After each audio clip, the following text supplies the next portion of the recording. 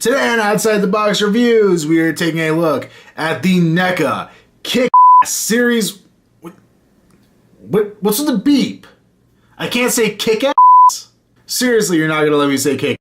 Are you trying to sell this stuff to Toys R Us? What's up with this? Is it just because I didn't buy the Comic-Con exclusive, I can't say kick-ass?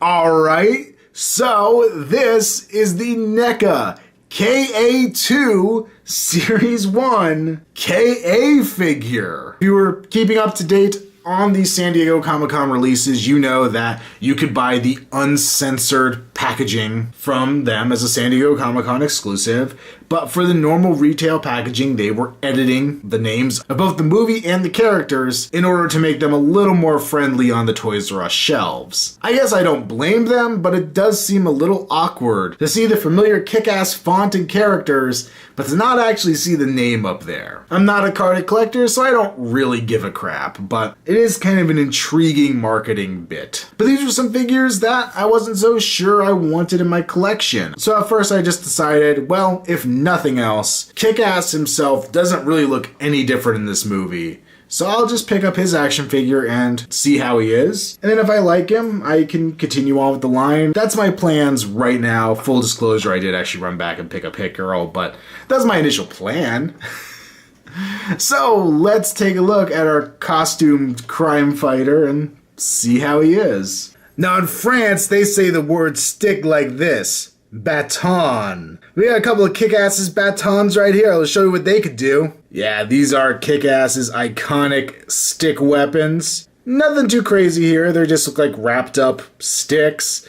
Here at the bottom, however, we do have the wrist strap, which actually is on a hinge, which is pretty freaking sweet. You can actually put these around his wrist and have it look like he's holding on to him the way he actually should. Or you could use them for some action poses and actually have them free dangling, but kind of direct them in the way of the movement, so you can kind of try to use them to reenact motion, I guess. It's kind of an awkward thing and something you really just have to mess with to get right, but I still think it's kind of a cool idea. He does have the pouch on his back for the weapons, so we could slide them right in there. And once again, fold the strap down so that it's facing downward. And also, I know in the comic, I forget if in the movie he does, but he does put them going the other way, so you could do that as well, depending on which design you'd like.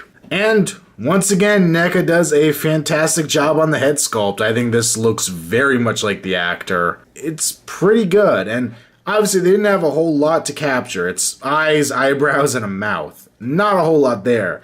But they did do a great job on what is there. The paint is well done on it, it looks realistic, and the face itself is pretty good. Now, the facial expression is a kind of weird neutral. It looks very, very passive, and I kind of wish it was a little more angry or a little more something. But it's not bad, because actually, depending on how you pose it and how you look at it, it can kind of be all of those things. In some angles, he does kind of look like, oh crap, I'm going to get my ass kicked. In other poses, he's like, I'm going to kick your ass.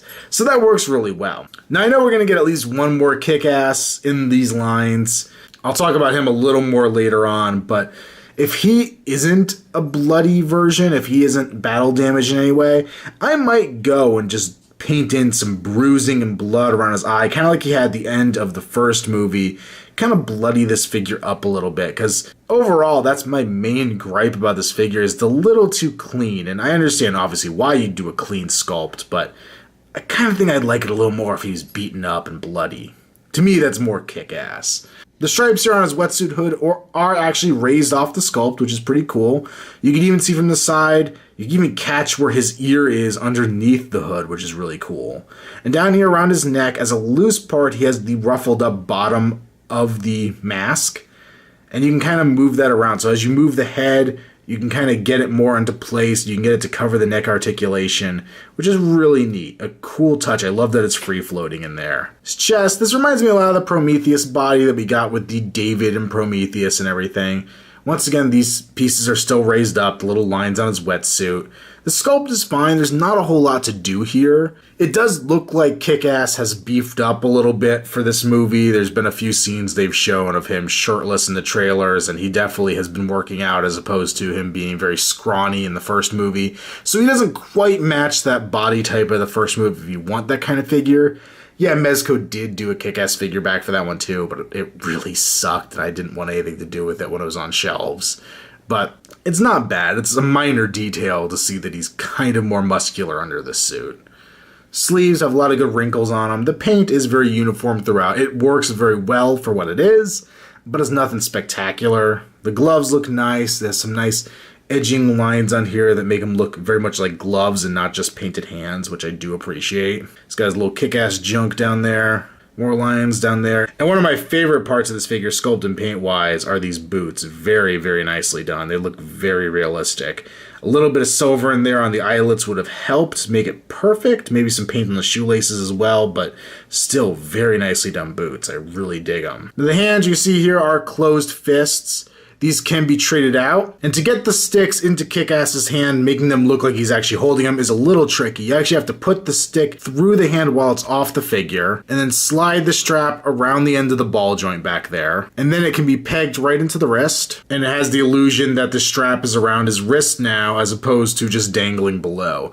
I really like this look, but it's a little harder to achieve. So a little bit of extra knowledge for you right there. I really like how this looks though. Another thing to be cautious of is the paint on the hands. Seems like to break off and flex, so be very careful when changing out the hands, because especially around the joint in there, I've seen a lot of flaking on the paint. Now the parts that are hidden by the socket here, not a big deal, but if it cracks up into the hand, it could be a disaster, so that would really suck. For articulation, we have, I believe, a double ball joint on the head, but he can go up pretty far, down a decent amount, side to side, swivel back and forth. So really good head articulation. As I mentioned before, is the floating little collar piece, so you could readjust that as needed to hide the articulation and everything. Looks really cool. Pin socket shoulders, they go out really nice and far. Forward and back, really easy. Single joint at the elbows, does pretty much 90 degrees and will also rotate. Rotates the base of the glove, rotates at the hand, and will bend at the wrist, up and down like that. Now that's cool, but I wish they would have put that bend on the opposite axis, both top and bottom, because it would have let him point the sticks. And I think you could have gotten some really cool dynamic poses if he could point them in and out in more of an action pose. Doing the in and out this way doesn't really achieve a whole lot, but being able to point the stick up and down would have been really nice. He has a mid-torso joint, so he could swivel back and forth, a little bit of forward and backwards, not much. Probably the most awkward joint on the whole figure, to be honest. It doesn't really look that good when you're moving it around. It's the problem with having a character who's in a skin-tight suit. It just kind of has some issues inherent in it. The leg joints are very reminiscent of a lot of NECA figures we've gotten, so you could swivel forward and back and a separate hinge to go out. Of course, this does leave some big gaps if you have it posed certain ways, but I like these style of leg joints. They work very well. The knee joints are really cool. It's a double jointed knee with the knee being an in-between piece, so it really helps keep the sculpt continuous and it looks really good.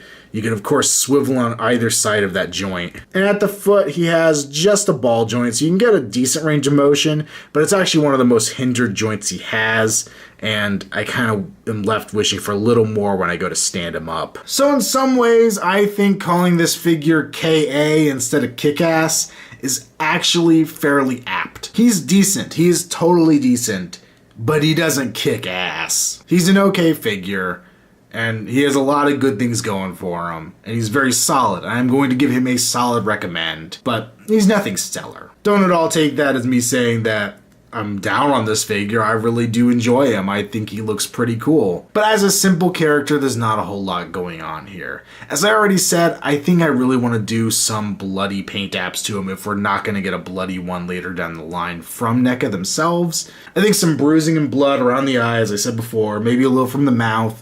Put some blood splatter on the sticks, looking like he's beat some people up, on the fist as well. on his boots, maybe some other random splatters on his costume like he's been beating up thugs. I think you could have a pretty cool looking figure and make it a little more dynamic looking. Obviously, I already said I understand why NECA would go clean, especially with the first outing with this character, but because he's so simplistic looking, it just doesn't leave a whole lot to see. I guess I would almost equate it to a huge field of flowers. And sure, the flowers are pretty, but they're kind of the same flowers for the whole field. Once you've seen 1 square foot of the field, there's really not a whole lot else to see anywhere else in it. But still a solid recommend. Wave 2, they already are showing the second Kick-Ass, and I don't know if he's going to be bloody or not. I haven't seen any indication in the pictures, but NECA can always change your mind. But he's wearing some armor. He looks like a cool figure, and I almost wonder too how easy it would be to turn that into a Big Daddy custom since NECA doesn't have the rights to do first movie characters. Make sure you check out Outside the Box Reviews on Facebook. Until next time, it's been another Outside the Box review. Stay tuned, because I'll be back with another kick-ass review next time. These stripes on his wetsuit hood